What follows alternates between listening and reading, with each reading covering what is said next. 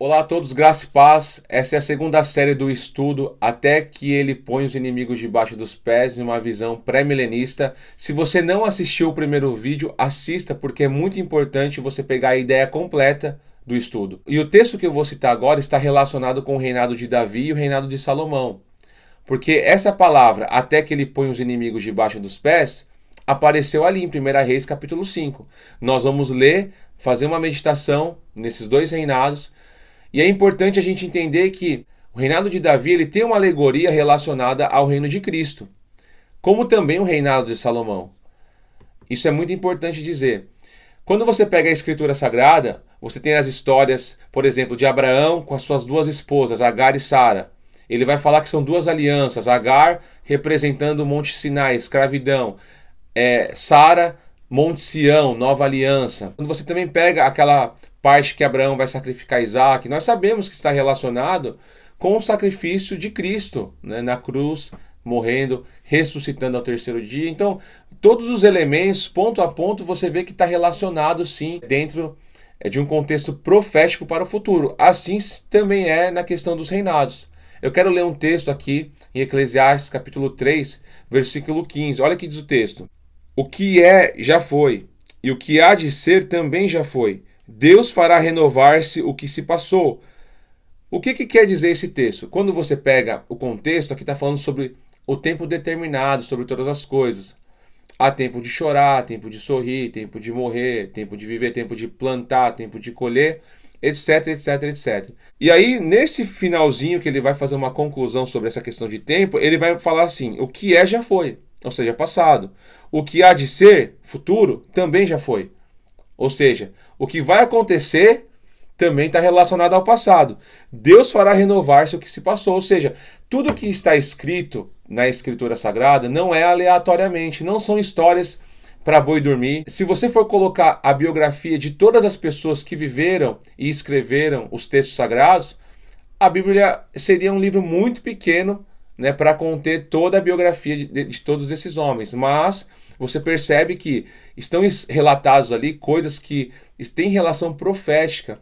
Tanto quando você vai ler os profetas, você pega Isaías, Naum, vários profetas, Abacuque, você vê que tem cunho escatológico. Ao contrário de que muitos dizem que são somente histórias, né, e que já passou, que não é necessário mais analisar o Antigo Testamento, né, entre aspas, porque nós temos que ficar no Novo Testamento, isso é um engano tremendo. É necessário sim você pegar as coisas que está escrito no Antigo Testamento, que eu chamo sim de lei, profetas e salmos, como Jesus classifica. Então eu quero ler agora um texto de 1 Reis capítulo 5, para você entender como é interessante analisar o contexto, porque, como eu já disse, eu li vários textos no primeiro vídeo em relação até que ele põe os inimigos debaixo dos pés. Isso daí é muito importante para nós entendermos assuntos que está relacionado a contextos escatológicos. 1 Reis capítulo 5 diz o seguinte, no versículo 1. Enviou também Hirão, rei de Tiro, os seus servos a Salomão, porque ouvira que ungiram a Salomão rei em lugar de seu pai, pois Hirão sempre fora amigo de Davi. Então Salomão enviou mensageiros a Hirão, dizendo: Bem sabes que Davi, meu pai, não pôde edificar uma casa ao nome do Senhor seu Deus por causa das guerras com que envolveram seus inimigos, até que o Senhor los pôs debaixo dos pés. Porém, a mim o Senhor meu Deus me tem dado descanso de todos os lados, não há nem inimigo nem adversidade alguma. Pelo que intento edificar uma casa ao nome do Senhor meu Deus, como falou o Senhor a Davi meu pai, dizendo: Teu filho, que porém em teu lugar no teu trono, esse edificará uma casa ao meu nome. Quando você pega os textos e vai analisar, Davi não pôde construir a casa de Deus por causa das muitas guerras. Então, Deus disse para Davi que Salomão construiria essa casa e ele se assentaria no trono de Davi. Então, o reinado de Salomão, ele tem muita coisa para nos revelar, para nos trazer informações. Lembra dos textos que eu li no primeiro vídeo? Que até que ele põe os inimigos debaixo dos pés, o último inimigo é a morte. O reinado de Davi, ele representa justamente esse reino que está dentro de nós. E esse reino é o que dentro de nós? Nós estamos anunciando o evangelho do reino. Estamos anunciando a mensagem de Cristo e os inimigos estão sendo colocados debaixo dos pés. Agora eu quero ler um texto em Hebreus, né, para nós analisarmos que esse reinado de Davi, que representa colocar os inimigos debaixo dos pés, ele está em andamento até a volta de Jesus Cristo. Hebreus capítulo 1, versículo 13. Ora, a qual dos anjos jamais disse: assenta-te à minha direita até que eu ponha os teus inimigos por estrados dos teus pés? Versículo 5 do capítulo 2 é a continuação do capítulo 1, então nós temos que pegar essa ideia completa. Olha o que diz o texto: pois não foi a anjos que sujeitou o mundo que há de vir, sobre o qual estamos falando, antes alguém, em certo lugar, deu pleno testemunho, dizendo: quem é o homem que dele te lembres, ou o filho do homem, o que visites? Fizestes-o por um pouco menor que os anjos, de glória e de honra coroastes, e a constituíste sobre as obras das tuas mãos. Todas as coisas sujeitaste debaixo dos teus pés. Ora, desde que ele sujeitou todas as coisas, nada deixou fora do seu domínio. Agora, porém, ainda não vemos todas as coisas a ele sujeitas. Vemos, todavia, aquele que por um pouco, tendo sido feito menor que os anjos, Jesus, por causa do sofrimento da morte, foi coroado de glória e de honra, para que pela graça de Deus provasses a morte por todo homem. Esse ser feito menor que os anjos, que está falando aqui de Cristo, não é porque Cristo é menor que os anjos, mas é porque Cristo passou pela morte por todos os homens. Isso fez com que ele fosse menor que os anjos. Lembra que em Filipenses, no capítulo 2, vai dizer que ele se esvaziou da forma de Deus? Ele subsistia em forma de Deus e se esvaziou. Então ele se tornou servo, se tornou como nós, semelhante a nós, a homens. Por isso que ele se fez menor que os anjos. Então é importante lembrar isso. O texto está dizendo aqui que foi sujeito todas as coisas debaixo dos pés, mas ele vai dizer aqui que nós ainda não vemos todas essas coisas que estão sujeitas, porque é algo futuro. Então, esse ministério de Cristo, a qual ele se assentou à direita do Pai, né, intercede por nós e está colocando os inimigos debaixo dos pés, isso está em andamento, é até a volta de Cristo. Por isso que em Hebreus 10 também vai falar isso. Versículo 12 e 13 somente. Jesus, porém, tendo oferecido para sempre um único sacrifício pelo pecado, assentou-se à destra de Deus, aguardando daí em diante até que os seus inimigos sejam postos por estrados dos teus pés. Ou seja, ele está aguardando daí em diante que os seus inimigos sejam postos debaixo dos pés. Se Cristo ele morreu, ressuscitou, está à direita de Deus, ele vai descer. Por isso que aí ele vai falar aqui, o escritor de Hebreus, que essa única oferta aperfeiçoou para sempre quantos estão sendo santificados, que somos nós. Vai falar da aliança, que Deus vai escrever a lei em nosso coração. Isso não está acontecendo? A lei de Deus não está sendo escrita no nosso coração através do Espírito Santo? E o que o Espírito Santo faz em nossas vidas? Nos santifica, nos purifica, dia após dia. É um processo. Sem santificação ninguém verá a Deus. Eu li vários textos da carta de Hebreus, mas eu recomendo você ler toda a carta, porque a carta é muito interessante. Né? Eu peguei do versículo do capítulo 1, do capítulo 2, do capítulo 10, mas eu queria pegar somente os textos que vão falar dos inimigos ser posto debaixo dos pés. Que não é uma coisa que já aconteceu, está em um processo. E isso vai culminar na volta de Cristo. Por isso que no toque da sétima trombeta você vai ver os reinos do mundo se tornaram do nosso Senhor e Cristo. Nós estamos numa batalha constante. O mundo já é do maligno. Então quando eu olho para o reinado de Davi, eu vejo claramente mostrando o quê? Esse reino de Cristo, a qual ele está assentado à direita do Pai, esse reino dentro de nós, e nós anunciando o Evangelho, para que o Evangelho do reino possa combater o reino das trevas. Mas vai chegar um ponto que não vamos precisar mais disso, porque Cristo vai intervir, e isso está no contexto da sua segunda vinda. O reino de Salomão, então, ele vai caracterizar o quê? O reino de Cristo externamente, visivelmente. Se o reino de Davi ele está relacionado com os inimigos, está sendo posto debaixo dos pés, e isso está acontecendo nesse momento, até a volta de Cristo, o reino de Salomão, ele relaciona-se o quê? A esse reino que está em nós, externando-se para toda a terra, que seria o período do reino milenar. Por isso que nós vamos ver algumas palavras aqui como Deus tem me dado descanso e não há inimigo por todos os lados. A palavra aqui, descanso, é a palavra nuhash, que é a mesma palavra que vai aparecer ali quando a arca de Noé repousa sobre a terra. Lembra dos dias de Noé? E o nome Noé significa descanso. Quando você vai estudar sobre o descanso de Deus, sobre o sábado, o sétimo dia, você vai ter muitas coisas para meditar em relação a esse reino de Cristo na terra. E aqui também vai falar sobre que não há inimigo. Essa palavra inimigo é Satã. Você vai encontrar muitas vezes falando em Jó, em outros textos também, que também você pode pesquisar, né? Mas é interessante que lá em Apocalipse 20 você não percebe que quando Cristo vem, o que acontece? Satanás vai ser preso por 1000 anos. Depois ele vai ser o quê? Solto. Talvez você pode dizer assim, mas como é que o reino de Salomão pode representar esse reino de Cristo? Lembrando que Salomão está no trono de Davi. Então, quando se fala do trono de Davi, né, nós temos que entender que Deus tem uma promessa com Davi, por amor a Davi. Então o reinado de Salomão, ele tem sim esse aspecto do reino milenar. Por quê? Porque ali não tinha inimigo, tinha paz, as nações vinham até Jerusalém. Ele tinha muita sabedoria, as pessoas vinham aprender de Salomão a sua sabedoria. Mas algumas pessoas podem perguntar o seguinte: mas Salomão pecou, Jesus Cristo vai pecar? Né? Nós podemos colocar isso como característica de Jesus Cristo? Lembra que Davi também pecou. Lembra que Davi também cometeu pecados terríveis e ele é considerado um homem que está relacionado com um protótipo de Cristo. É o trono de Davi, você vê muitas vezes falando isso. O que nós temos que analisar no reinado de Salomão é o quê? É quando Salomão recebe essa sabedoria e ele mesmo diz que Deus mandou ele construir a casa de Deus, construir esse templo. O tabernáculo de Moisés existia ali.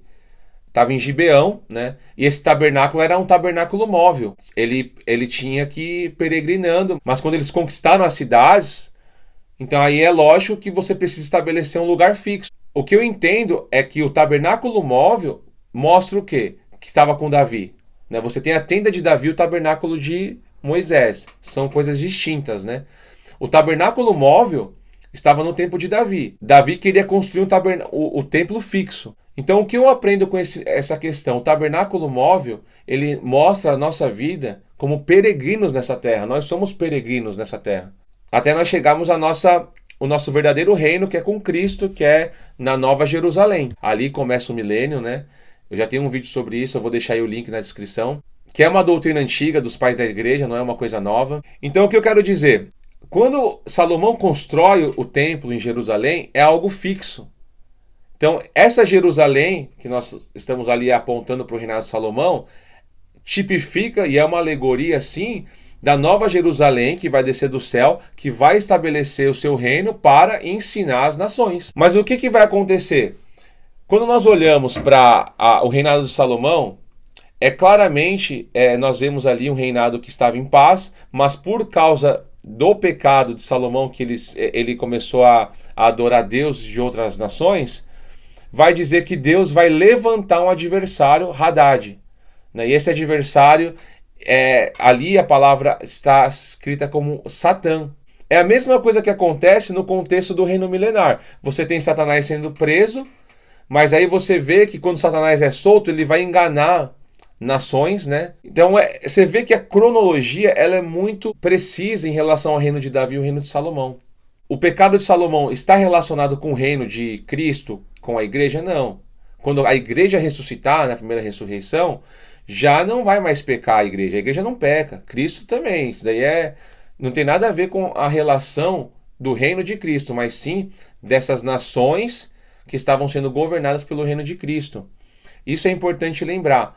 Então nós temos que pegar os aspectos, né, que vai falar ali sobre descanso, sobre não ter inimigos, entender que Deus que quis que Salomão sentasse no trono de Davi, que Deus que mandou Salomão construir o templo, né? Você percebe que esses dois reinados têm muita ligação? Por que Deus não rasgou o reinado de Salomão quando ele pecou? Porque ele já tinha dito que ia rasgar o reino e ia entregar para o seu servo. As 10 tribos, né, foi entregue para o seu servo Jeroboão.